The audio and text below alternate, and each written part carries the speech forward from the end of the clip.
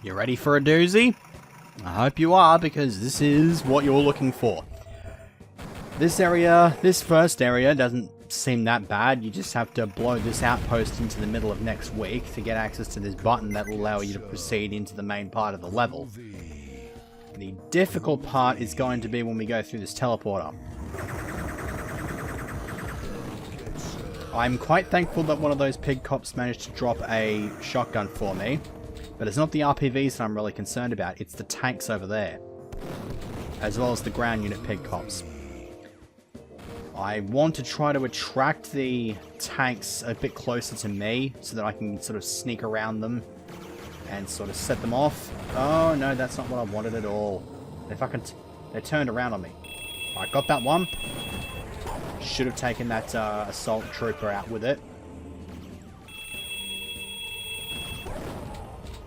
Yeah, being able to blow the tanks up like that makes this area so much easier to navigate. Because now the only thing I have to deal with are those, which I don't really need to actually deal with. Because I can just proceed on with the level without having to worry about them, at least for right now. And so that's exactly what I'm going to do, because I'd rather hang on to my health going into this next area.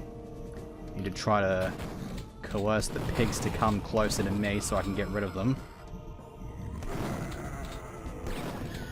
Right, those are easy to take care of. Now I want to... Did that open up? No, it didn't, and that's just sort of a thing that does that.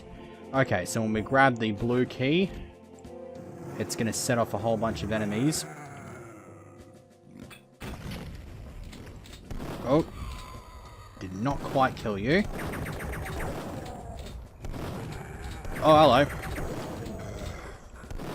Can we back up, please? Okay, there should be like one more enemy left to deal with in here. Apparently there is not. I'm not going to complain too much about that. Apologies for my not quite witty commentary, because this is a pretty damn difficult level to get through. I will point this out, though. These weird button things on the chair, these are actually relevant to your interests in this level. So you want to try to keep those there. That it's actually over there as well, but you can barely see it from there. I'll discuss it a bit more once I get up to that area. For the time being, though, we've got to get the hell back down here. Because we need to open up the blue key door. What the hell was that flight pattern? It just... I'm not even sure where this thing's thrusters are as well, so that's a bit stupid. Not going to go down there until I've taken care of all the piggies. And apparently there were some assault troopers down there as well.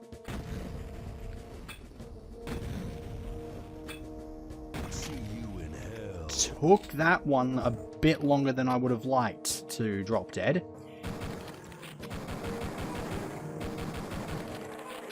And when we go around the corner here, I want to try to be as quick as I possibly can, because... yeah, there's another tank. Which, of course, had to drop the bloody piggy. You can give me some shotgun ammo, that might be nice. Nope. Took out the turret with it, though, so I can't complain too much about that. I guess I'm just going to have to pipe bomb my way into this room. I think there's a piggy around here somewhere. No, but there is an enforcer. I'll get rid of that. And I think while I'm here, I will quickly do this and grab the med kit, because I'm going to need it. There's actually another one if I hit this switch, which apparently it doesn't want to play with me here. If I go down there, there should be another one around there somewhere, so I can use this one without any real concern. Although, that's a nice little benefit to have. Probably should be aiming at that one, because that one's got a better shot at me. So, there's the buttons again. Anyways, Area 51, I mean, nobody's seen the inside of it, so I can't exactly say that this is drawn entirely to scale. I wonder if there's a secret here. No, I kind of thought there might have been a secret there because of the darker walls, but I guess that's just sort of dynamic lighting at its finest. There is a secret over here, though. And that gets me access to atomic health. So now I can jump down here. Now what I got to do is sort of... Yeah, I got to land on this. Because if I miss and land all the way down, I'm going to end up getting myself completely annihilated. And then down here, let's actually grab the Devastator, because I did one more quick practice run before I did this segment. And it didn't... I just straight up forgot that that Devastator even existed. When I went back to actually find where the bloody thing was, of course I wasn't able to find it. And the Devastator is really good because it allows me to clear this area out. You had no right to survive that series of explosions. You were right in the middle of the damn thing. What the shit? Also, I'm not entirely sure what this scuba gear is here for, because this is literally the only body of water, Groom Lake. That's it. But before I go in there, I'm going to go and grab our RPG, because we picked up 2 boxes while we were there. And actually, while I'm at it, I don't think I went inside this tunnel, because aside from the stuff that you can get in here, this tunnel is actually where you start the level in Duke 64. This is another one of those levels in the 4th episode that was converted into a secret level in the 4th episode of Duke. I mean, in the 64 port of Duke. And this one actually replaced teardrops. It replaced teardrops, and I believe getting to the secret exit in general was also a bit different. Instead of having to open up some weird section of a ship that was being used for a movie set, you had to sort of hit a switch and then just sort of go around some other bloody place, and it was vastly different. I think you had to go through freaking obstacle course just to get to the secret. So in there is in fact a projector drone in stasis. This is actually what you see when we find a projector drone for the first time in Duke 64. It's in that room with the... It's in the room, I think it was in Fusion Station. I'm pretty sure it was the Fusion Station level. It's that room with the weird lava that sort of flows around the place, and there's a Devastator in the middle of it. Okay, so here we want to do this. Oh, we don't want to... No, back the fuck... Oh no, they're blocking the damn way out. Come on. Just let me through. Fuck. Please don't. Oh. Oh, for oh my god. How did they not crush me?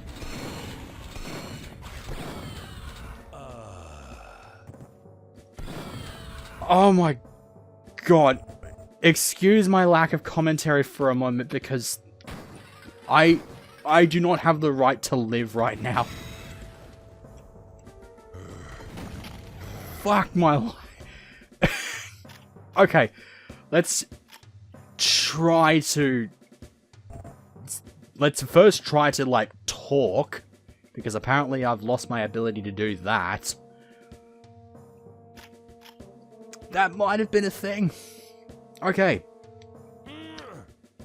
Now that we've recollected our thoughts a little bit, or now that I've recollected my thoughts a little bit, there's the jetpack that will allow me to pick up the other med kit, which I might actually go and do now, because I got far more things to deal with. Oh, I already picked it up. God damn it!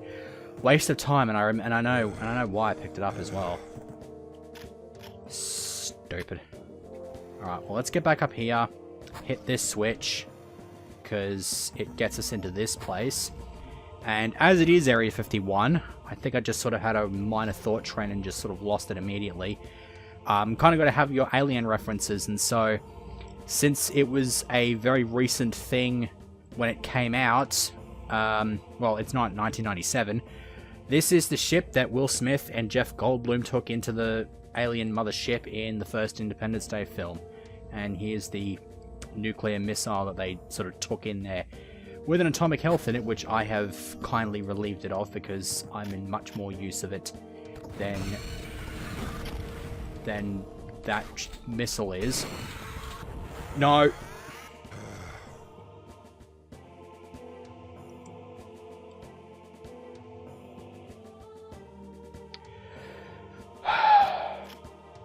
you have to respect how fucking annoyed I am when I get hit by one of those shrink rays. But then you've also got to laugh at the little things which make you just laugh, really. Because while it is relevant, this claw thingy here actually picked up a protector drone while I was trying to fight a couple of them off. And so it picked it up, but it didn't move over there and dropped it off. It just kept it there. So I just came back to it with my freeze ray, froze it, and then when I shot it, it didn't break. Instead, the claw just dropped it, and then it broke when it hit the ground. It was absolutely hilarious. Okay, I'm going to guess... Oh, hi, hello. I did not know protector drones had the ability to clip through walls. That's pretty bloody unfair. Also, there was meant to be like an alcoholic bottle on there. I guess I must have blown it up in the firefight. That's actually another Independence Day reference, because this is the ship that I was just in earlier, and there was a bottle there. That was meant to be another Independence Day reference, although the reference in question was actually meant to be that of, I think it was like a soda can, but there's no soda can sprites in this game, so they just didn't do that. So we want this. Hit this, because it takes us back here. Not that it really matters, but it's a nice way to get some cover, because as soon as we pick this up, we have what appears to be one assault commander to deal with, except it's not. Yeah. I have absolutely no idea how, but the other assault commander is just in the wall. I don't know if it's meant to be a secret, or if it's just down there, or something like that, but you can't see that assault commander. You just have to use explosives to kill it, because none of the other bullets will reach it, because, you know, hit scan is obnoxious like that. So yeah, it was a bit weird. It's a bit weird like that. Definitely a bit weird like that. Blow that one up. Well thrown, actually. Got him on the half volley. And cover drived him for 4. If I have to make stupid references that nobody outside of Australia, England, Sri Lanka, India, Pakistan, West Indies, Bangladesh, Zimbabwe, South Africa. Is that all 10 of them? No, New Zealand as well. We'll understand. Okay. So, take this thing out with my Devastator rockets, which didn't happen, but thankfully it was weakened enough, because I have a Battle Lord left to take care of, just down here. Which is absolutely insultingly easy.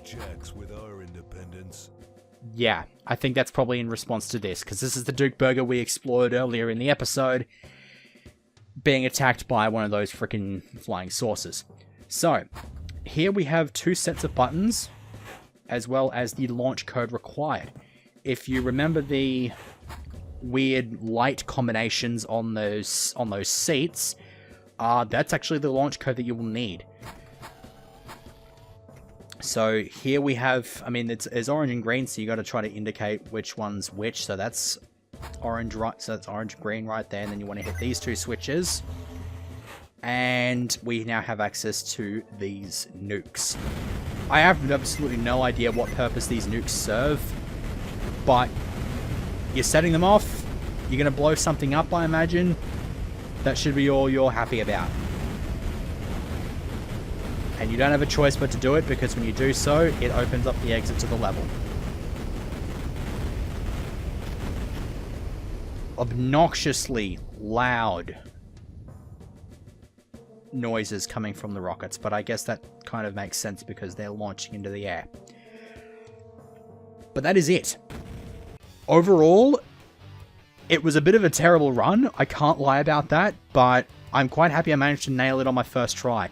That's all I can say. Also, part-time 420. Good job. Could say that's foreshadowing, but taking 19 years to foreshadow something would be... You have to be like freaking Nostradamus or some shit. So that's it. We're going to go back to the rest of the regular levels in this episode starting next week. So let's just hope I will be done with this episode by the end of next week. I should be if I keep going with the one level a segment thing. But that's it. Next time we're going to go postal. And no, there's not going to be any references to the video game Postal because this came out before it. I shall see you next time.